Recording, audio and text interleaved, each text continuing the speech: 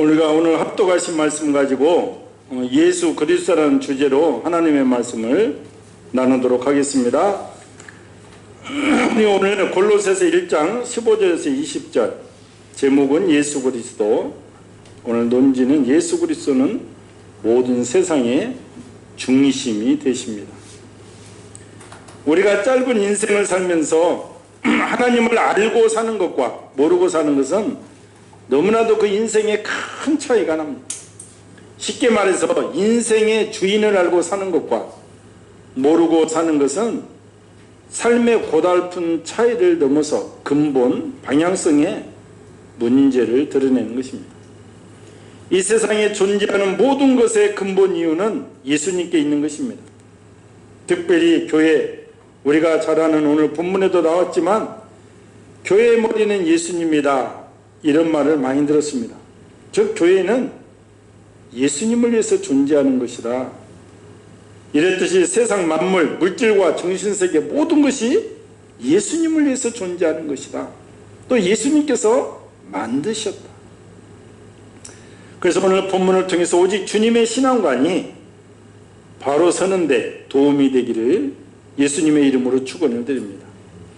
그래서 오늘 15절에서 20절까지 간단하게 말씀을 살펴보면, 오늘 15절 말씀을 보면 그는 보이지 아니하는 하나님의 형상이시오 모든 피조물보다 먼저 나신 이시니 했습니다. 예수님은 보이지 않는 하나님의 형상이라는 것입니다. 즉 보이는 하나님으로 오신 분이 예수님이십니다. 하나님은 영이시니 보이지 않습니다. 그런데 보이도록 육신을 입고 오신 분이 바로 예수님이다, 이 말입니다. 요한복음 14장 9절에 아버지를 우리에게 보여주옵소서 그리하면 족하겠나이다 하고 빌립이 말했을 때 예수님께서 친히 대답하시기를 나를 본 자는 아버지를 보았거늘 어찌하여 아버지를 보이라 하느냐, 이렇게 말씀하셨습니다. 그러니까 하나님의 아들이 어떠한 분이냐, 보이지 않는 하나님의 형상이라는 것입니다. 그분이 보이는 하나님으로 오신 전능하신 분이다. 그분은 모든 창조물보다 먼저 나신 이시다. 그 예수님은 완전한 하나님을 보여주시기 위해서 오셨다. 하나님께서 자신을 보여주시기 위해서 이 땅에 몸을 입고 오신 분이 바로 예수님이다. 그리고 그분의 신분이 16절에 나타납니다. 만물이 그에게서 창조되되 하늘과 땅에서 보이는 것들과 보이지 않는 것들과 혹은 왕권들이나 주권들이나 통치자들이나 권세들이나 만물이 다 그로 말미암고 그를 위하여 창조되었고, 예수님께서 만물을 다 창조하셨다는 것입니다. 하늘과 땅에 보이는 것들, 해와 달과 별, 이 지구, 사람, 나무 전부 보이는 것입니다. 그리고 보이지 않는 것들, 공기, 영혼, 천사, 보이지 않는 것들도 다 창조하셨다는 것입니다. 혹은 왕권들이나 주권들이나 통치자들이나 권세들이나 만물이 다 그로 말미암고 그를 위하여 창조되었고, 그러니까 영계의 세계, 천사들의 세계는 말할 것도 없고 문자 그대로 보아도 땅의 여러 가지 세력, 그러니까 보좌, 이 땅에 정치하는 사람들, 주관하는 사람들, 이 모든 권세를 가진 사람도 주님께서 주관을 하신다, 이 말입니다. 로마서 13장 1절에 각 사람은 위에 있는 권세들에게 복종하라. 권세는 하나님으로부터 나지 않음이 없나니 모든 권세는 다 하나님께서 정하신 바. 그러니까 세상의 정치, 대통령, 여당, 야당, 형편도 알고 보면 주님께서 다 주관을 하신다, 이 말입니다. 그런데 이 모든 것들을 다 주님이 창조하셨고 주님을 위해서 창조하셨다는 것입니다. 그를 이해한다는 말은 순종하기 위해서 창조하셨다, 이 말입니다. 이 예수님이 완전한 하나님이라는 사실을 여기에서 보여주고 있습니다. 우리는 예수님이 자연계를 지으시고 모든 인생을 지으신 것을 인지할 때 그분께 절대 순종할 수가 있는 것입니다. 17절에 보니 또한 그가 만물보다 먼저 계시고 만물이 그 안에 함께 섰느니라. 만물보다 먼저 계신 예수님, 즉 만물을 창조하신 분이기 때문에 만물보다 영원전부터 계신 분이 예수님이다. 만물이 그와 함께 하셨다는 말은 만물이 그의 통치와 간섭으로 오늘 또 존재하고 있다는 것입니다. 그렇기 때문에 이 땅의 만물에 대하여 우리가 불평할 수 없는 것은 우리가 이해는 못하지만 하나님께서는 다 필요에 의해서 만들었고 주관하고 계시기 때문에 그렇습니다. 그리고 지금도 다스리고 계시기 때문입니다. 그래서 우리는 어려운 처지와 환경에서도 불평보다는 먼저 그 환경을 있는 그대로 받아들이면서 순종하기를 힘쓰는 것이 우리의 마땅한 자세인 것입니다. 어려운 환경을 통해서 주님과 더 가까워지고 그 섭리를 이해하면서 기도할 때 주님께서 건져주시고 은혜의 나라로 인도해 주십니다. 이유는 그분은 권능이 있기 때문에 그렇습니다. 18절에 그의 몸인 교회의 머리시라 그가 근본이시오 죽은 자들 가운데서 먼저 나신 이시니 이는 친히 만물의 으뜸이 되려 하십니다. 몸인 교회의 머리라 앞전 글들을 보면 교회에서만 아니라 모든 인류의 머리가 되십니다. 그리고 특별히 교회의 머리가 되신다 이 말. 마치 세상 임금이 나라가 전부 임금 거잖아요. 왕 거잖아요. 그러나 지방은 자기가 한계가 있으니까 관찰사를 우리나라로 말하면 조선시대 관찰사 지금 도지사를 파송해서 다스리게 합니다. 대리 다스리게 하는 거죠. 그러나 궁궐은 직접 다스리는 거예요. 그래서 우리가 알다시피 궁 안에는 직접 다스리기 때문에 생물학적으로도 씨 가진 자는 왕밖에 없는 거예요. 남자들은 전부 내시로 채우는 거예요.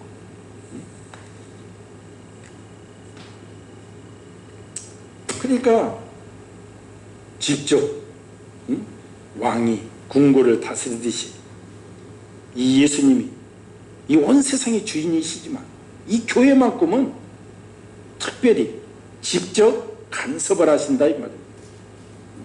매일 눈에 보는 것처럼 왕이 궁궐을 매일 눈에 보는 것처럼 이처럼 하나님이 직접 붙어있는 직접 바로 다스리는 것이 바로 몸된 교회가 되는 것입니다. 요즘 교회는 건물을 말하지 않습니다. 성도가 교회입니다. 그럼 몸이란 말은 무엇입니까? 예수님을 나타내는 기관이 된다는 것. 즉 예수님을 드러내는 기관입니다. 머리이기 때문에 주님의 말씀에 대해서 절대 복종하고 절대 순종하고 걸어가야만 몸 노릇을 바로 하는 것입니다. 고장난 몸 우리가 알 수가 있잖아요. 저도 먼저 목 디스크가 오니까 너무나도 아프고 잘 움직이지도 않고 우리가 가끔 중풍 병 걸리신 분들 보면 저도 그때 그 심령을 조금 이해했는데 머리가 아무리 지시를 내려도 몸이 따라가지를 못합니다. 이것을 잡아라 명령하지만 잡지 못하고 벌벌 떠는 것이 고장이 난 거예요. 주님의 말씀에 아멘하고 순종하는 것이 몸으로서 우리가 사명을 잘 감당하는 것임을 그래서 우리가 알아야 되는 것입니다. 그리고 교회의 머리로서 가장 중요한 일은 죽었다가 다시 사신 것입니다. 이유는 교회는 생명의 단체이기 때문에 그렇습니다. 교회는 세력단체가 아닙니다. 교회는 생명단체를 입증하기 위해서 죽었다가 주님께서 다시 살아나신 것입니다. 예수님을 따라서 우리도 죽으나 다시 삽니다. 이런 천하보다도 귀한 진리를 우리가 전도의 방법으로 전파하는 것입니다. 사망 권세 깨뜨리고 부활하신 주님의 사랑을 전하는 그래서 교회가 되어야 되고 그래서 우리가 이웃에게 또 저 열방에 이르기까지 복음의 증거의 사명을 감당하는 것입니다. 오늘 20절에 보면 그의 십자가의 피로 화평을 이루사 만물고 땅에 있는 것들이나 하늘에 있는 것들이 다 그로 말미암아 자기와 화목하게 되기를 기뻐하십니다. 모든 것이 다 있어도 평화가 없으면 다 소용이 없습니다. 우리가 땅 위에서 돈도 많고 권세도 있고 모든 것이 다 있지만 화목이 없으면 가지고 있는 것들이 다 전쟁에 쓰이고 싸우는 일이 쓰이게 됩니다. 그래서 하나님께서 십자가의 피로 화평을 이루사 평화를 이루었다고 하셨습니다. 예수님께서 우리에게 피 흘려주시기 이전까지 우리에게 평화가 없었습니다. 그리고 예수님을 영접하니 그런데 예수님을 영접하니 새로운 피조물이 되니 상황이 달라집니다. 성경에도 보면 창녀가 예수님을 만나고 현숙한 여인이 되고 남의 것을 불의하게 빼앗던 세리가 변화해서 자기 재산의 반을 가난한 사람을 위해서 나누어주고 남의 것을 토세 즉 강제로 빼앗거나 한 것은 4배로 갚아주겠다는 것입니다. 그리고 예수님의 마을에 오신다는 소식을 듣고 사회적 명망인사가 뽕나무로 올라갑니다. 요즘 말하면 세무서장인데 뽕나무 위로 올라가는 거예요. 키가 작아서 볼 수 없기에 한 행동입니다. 주위 사람들은 욕을 합니다. 채신머리 없다고. 그래도 그는 목적이 예수님을 만나고 싶어서 뽕나무로 올라갑니다. 이상한 것은 삭개오가 예수님을 만나고 싶어서 올라갔지만 부른 것은 그가 예수님을 부른 것이 아닙니다. 예수님이 삭개오를 불렀습니다. 우리는 그래서 알아야 됩니다. 우리도 예수님을 보고 싶고 만나고 싶지만 예수님은 더욱 우리를 보고 싶어 하시고 만나고 싶어 하신다는 사실을 우리가 알아야 되는 것입니다. 이유는 화평을 이루기 위해서 그렇습니다. 우리를 위해서 죽기까지 하신 분이 우리를 더 기다리시고 만나고 싶으시고 그런 우리를 통해서 주님의 뜻을 이루시기를 원하고 계십니다. 희생이 없이는 평화가 없습니다. 가정에서도 평화하려면 누군가는 죽어야 됩니다. 교회도 평화하려면 죽어야 됩니다. 나라도 평화하려면 죽어야 되는 거예요. 말씀 안에서 죽는 것을 말합니다. 고집을 피우는 사람이 있어서는 평화가 없습니다. 자꾸만이라도 죽어야 할 교회가 살아서 너무 설치니까 문제를 일으키는 거예요. 지독한 독재 시대에는 말 한마디도 못하던 사람들이 너도나도 민주투사가 되었습니다. 우리가 독재 시대 때 보면 천주교 정의구현 사제단에서 입장을 냈습니다. 사회부원을 해서 사회가 억압받고 고통받으니까. 그리고 개신교에서는 기장증 목사님들, 문익환 목사님으로 대변하는 고문 받으시고 하면서도 독재한 거 있잖아요. 동참하자고 하면 많은 다른 교파에서는 주님의 뜻 안에서 이루어지는 일이다. 즉 하나님이 세웠다. 아까 로마서 말씀처럼 세상 권세에 복종해야 된다. 이렇게 얘기했습니다. 그런데 민주주의가 이루어지고 난 이후에는 그렇게 말했던 사람들이 너도 나도 투사가 되어버린 거예요. 그러니까 보통 사람 성경으로는 이해할 수가 없는 거예요. 얼마든지 선거 제도로 갈아치울 수가 있는데 기독교는 생명의 종교입니다. 정의의 종교입니다. 지금이 암울한 시대라면 떨쳐 일어나야 되는데 근데 지금은 우리 스스로가 더 문제다 이 말입니다. 복음의 진리의 말씀으로 거듭나는 교회가 되어야 됩니다. 모든 사람의 죽음보다 더 가치 있는 예수님이 죽으심으로써 화평을 이루게 하셨으니 우리는 힘써 그 일을 이루어야 되는 것입니다. 이것이 진리이고 화평의 방법인 것입니다.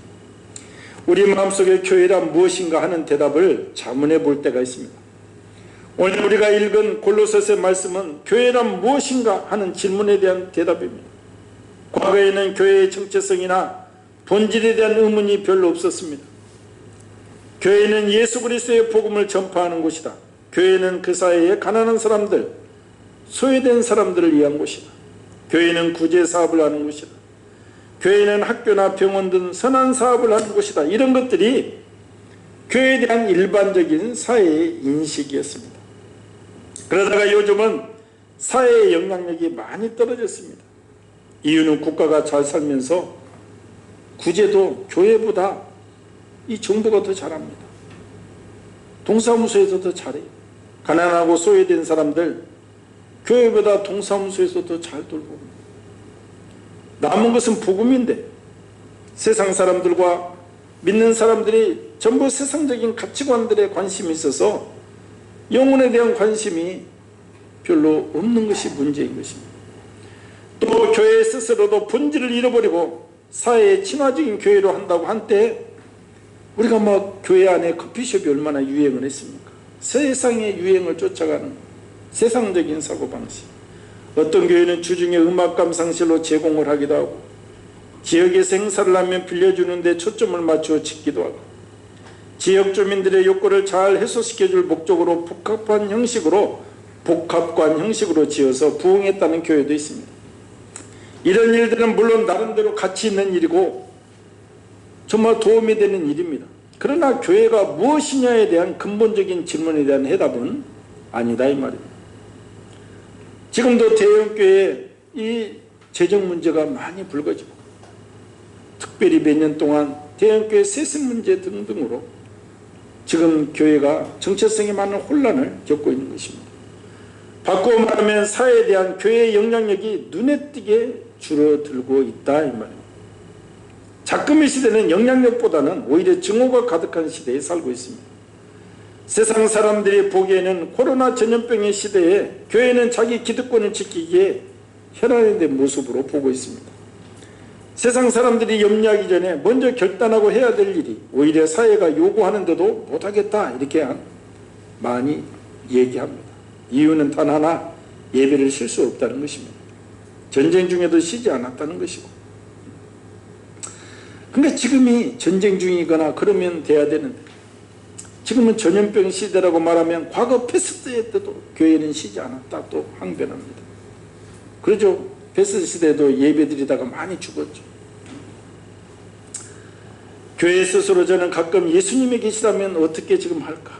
지금 오히려 코로나19가 우리 성도들의 신앙의 잣대가 됩니다.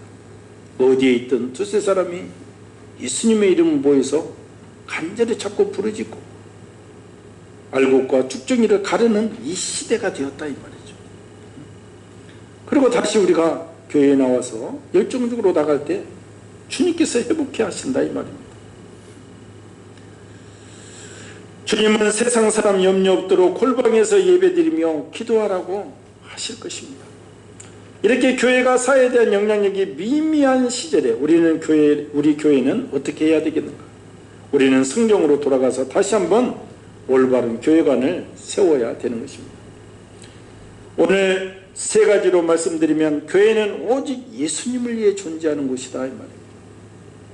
세상의 모든 것이 예수님이 창조하셨고 모든 피조물들은 예수님을 위해서 창조되었습니다.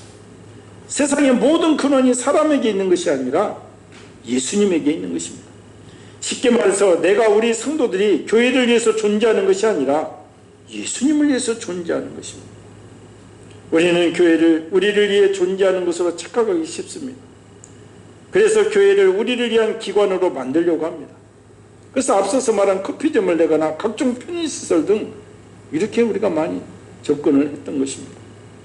우리 성도들도 자칫하면 교회를 그렇게 생각할 수 있습니다.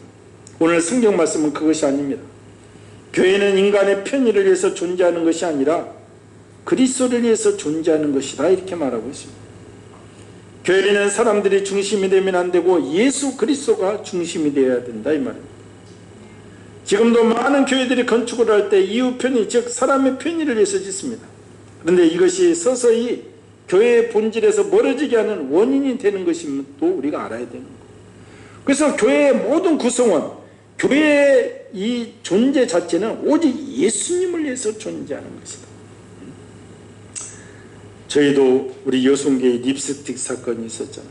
여성교회들이 우리가 이전을 하고 열심히 헌신하고 어느 날 여성교회 회비가 좀 남아가지고 정말 여성교회 회원들이 립스틱 하나씩을 사서 선물로 주고 그동안 수고와 노고에 그러니까 이 생각으로 보면 얼마나 그것도 가치 있는 일이죠.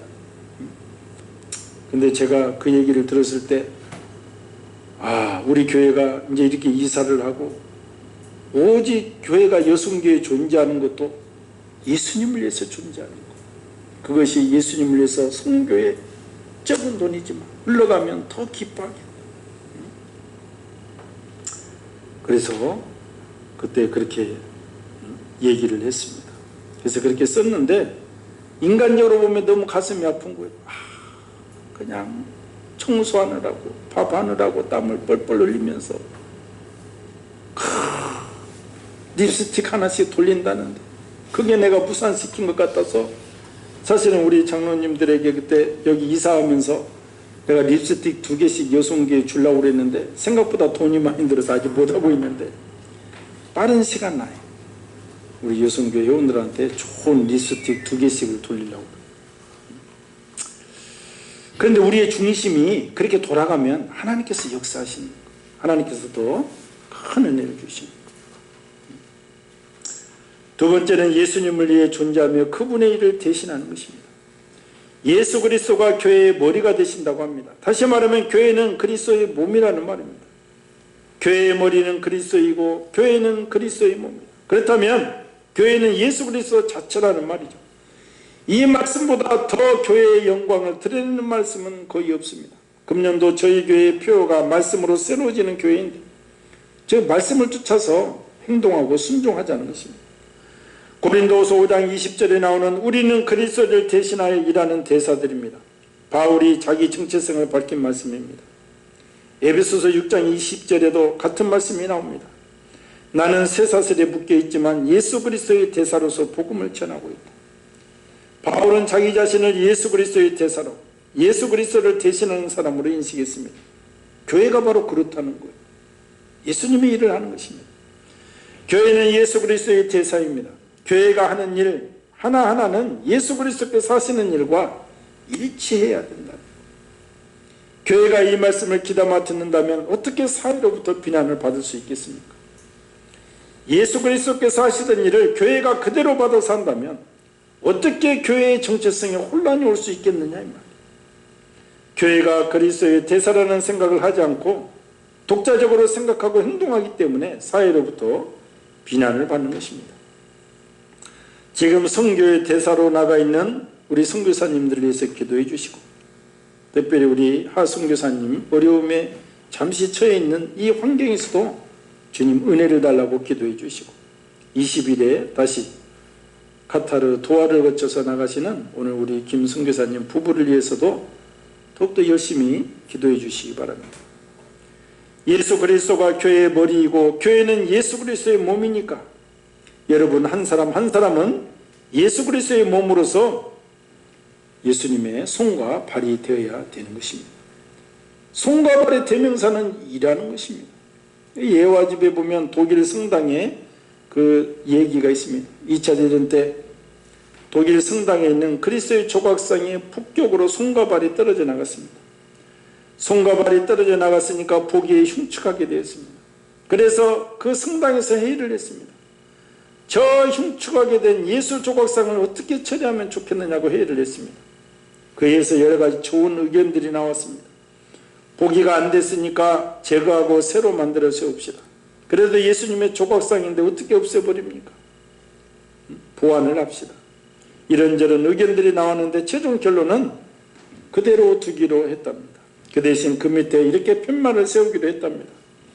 이제 예수 그리스도의 부러진 팔과 다리 대신 우리가 팔과 다리가 되어야 합니다. 우리는 주님의 손과 팔이 되어야 합니다. 몸에 있는 손과 발은 일하는 것입니다. 그래서 우리는 열심히 주님의 일을 해야 되는 것, 이웃을 사랑하고 땅끝까지 이르러 복음을 증거하고 주님 다시 오실 그 길을 예비하는 일이 우리의 이름을 다시 한번 인식해야 될 줄 믿습니다. 오늘 세 번째, 교회는 평화의 길을 보여주어야 됩니다. 그리스도께서 십자가에 흘리신 보혈로 평화의 길을 열어놓으신 것입니다. 이 말씀은 교회가 해야 할 일의 내용과 성격이 어떠한 것인지 보여주는 말씀입니다. 교회는 예수 그리스도께서 십자가를 통해서 보여주신 평화의 길을 이 세상에 보여주어야 되는 것입니다. 교회는 화해와 일치운동에 적극적으로 참가해야 되는 것. 교회는 어떤 명분으로도 전쟁과 살인, 파괴 행동에 그래서 동참할 수가 없는 것입니다. 오늘날 교회가 세상 사람들의 눈밖에 난 거, 욕먹는 것도 아니 양극단이 있으면 그것을 화해 평화운동에 올인을 해야 되는데 오히려 양극단으로 나가고 있는 것입니다. 오늘 말씀해 보면 대통령도 주님께서 택하셨는데 끌어내야 된다고 합니다. 주님의 주권은 어디에도 없습니다. 지금 정말 통치자가 악하다 할지라도 성경은 선으로 악을 이기라고 했는데 지금 위협하고 있는 것이죠. 교회가 이렇게 힘이 세진 거예요. 조금도 참지 않습니다. 그러니 세상 사람들부터는 외면을 당하고 있는 거예요. 우리가 말씀과 다른 것은 우리가 개선해야 되는 것입니다. 세상 다른 세력보다도 우리가 험악한 말로 위협하는 것이 아니라 우리가 세상 다른 사람들보다도 따뜻한 우리가 정말 화해 일치운동에 앞장서야 되는 것이 교회의 사명인 것입니다. 요즘 말씀을 잃어버린 교회를 세상이 걱정을 하고 있습니다. 반드시 죽어야 평화는 이루어집니다. 가정도 사회도 국가도 마찬가지입니다. 교회의 정체성을 세우는 일은 다른 데 있는 것이 아닙니다. 말씀으로 돌아가면 됩니다.